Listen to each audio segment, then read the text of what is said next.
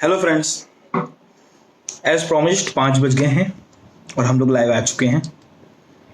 और आशा करता हूँ आप सब सेफ होंगे, सुरक्षित होंगे।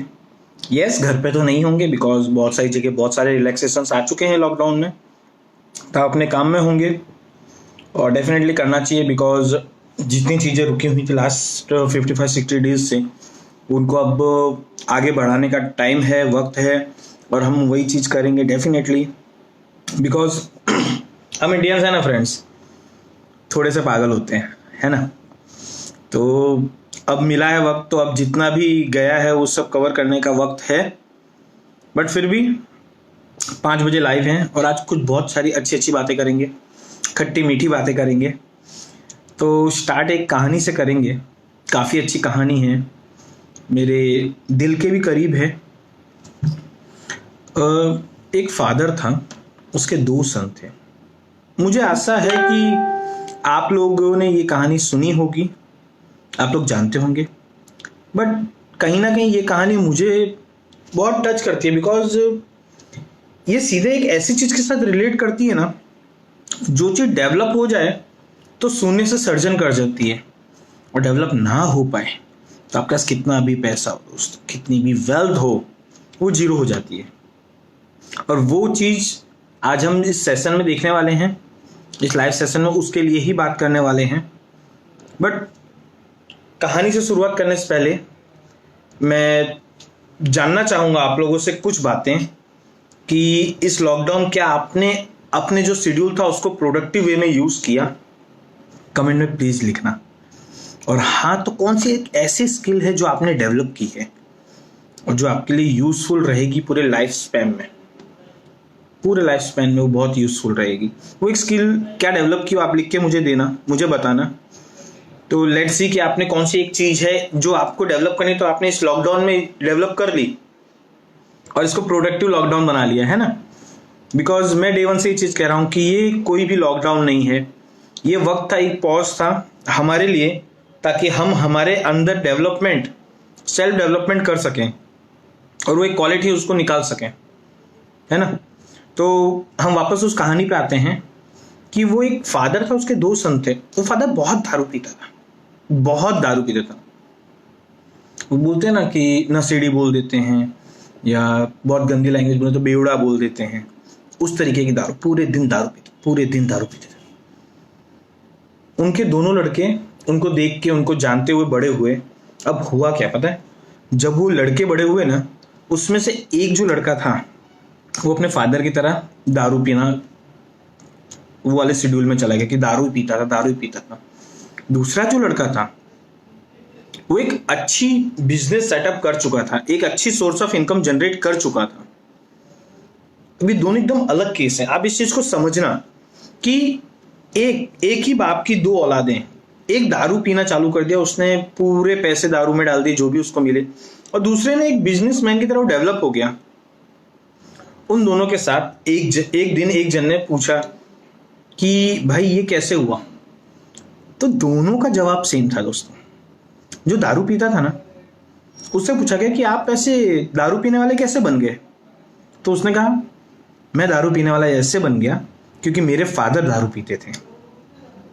दूसरे लड़के से यही चीज पूछी गई कि आप इतने बड़े बिजनेसमैन कैसे बन गए? उसने कहा मैं बिजनेसमैन इसलिए बन गया क्योंकि मेरे फादर दारू पीते थे। अब आप समझो, एक ही जवाब है दोनों का। एक ने इस चीज को पॉजिटिवली लिया, एक ने नेगेटिवली लिया, एक ने उसको डेवलप किया। जो एक था वो बोला यार मेरे फादर ने कुछ नहीं किया, मैं क्यों कुछ करूं? तो वो दारू पीने लगा जैसे उसके फादर पीते थे, और उसने अपनी लाइफ एकदम बेकार कर ली।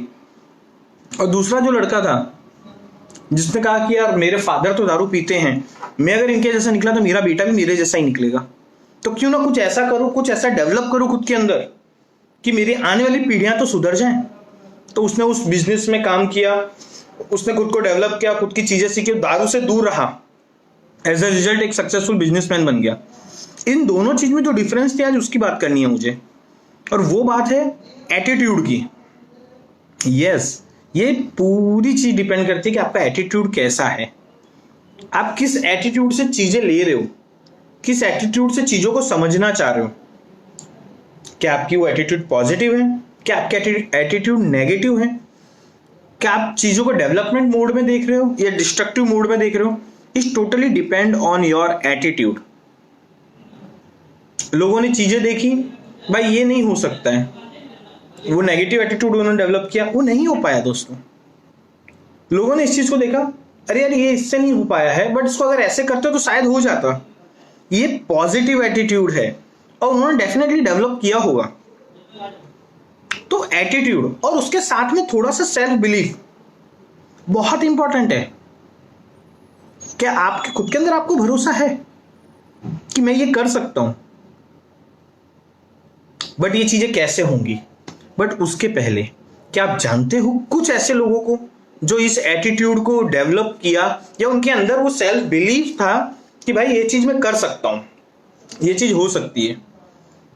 मैं पर्टिकुलरली ट्रेनिंग फील्ड को रिलेट करता हूं कहीं ना कहीं।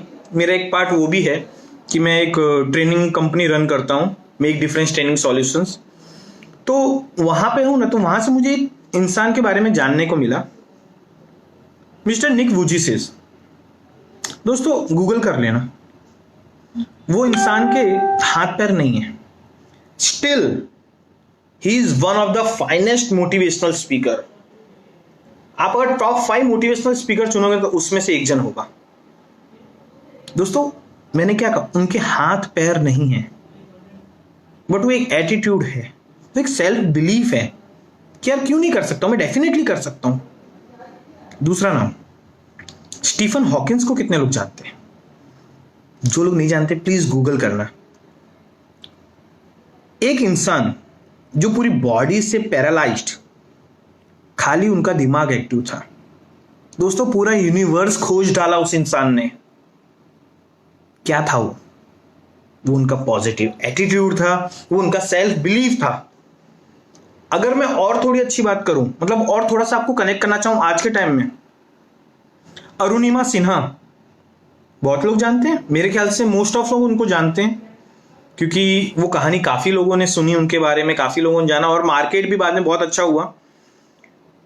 वो लेडी ट्रेन से गिर गई, उनके पैरों में चोट आई थी, पैर कट गए, शरीर में बहुत सारी हड्डियां टूट गई, उसने माउंट एवरेस्ट चढ़ लिया। दोस्तों क्या था ये था पॉजिटिव एटीट्यूड, सेल्फ बिलीफ।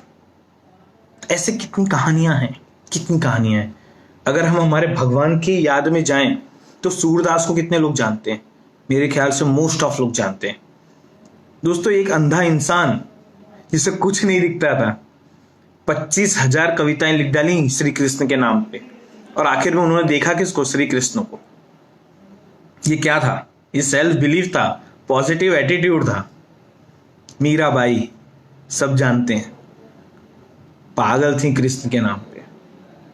कितनी परेशानियां हुई, कितनी कठिनाइयां हुई उन्हें लाइफ जीने में, बट जिया। हम सुदामा को जानते हैं, घर से एकदम गरीब थे, बिल्कुल गरीब थे, बट मन में वो एक श्रद्धा थी कि भाई भगवान को पाना है। काफी लोग हमारे साथ आ चुके हैं, अंशुल जी आ चुके हैं, योगेश जी आ गए हैं, नटू साहब आ गए हैं, मोरी जी आ गए। नमस्कार नमस्कार सबको, नमस्कार। और अच्छा लगा आप लोग यहाँ पे आए। तो हम बात कर रहे थे एटीट्यूड की, हम बात कर रहे थे सेल्फ बिलीफ की, जो बहुत जरूरी है, डेवलप करना बहुत जरूरी है अपने अंदर। क्योंकि आज जो भी सिचुएशन चल रही है,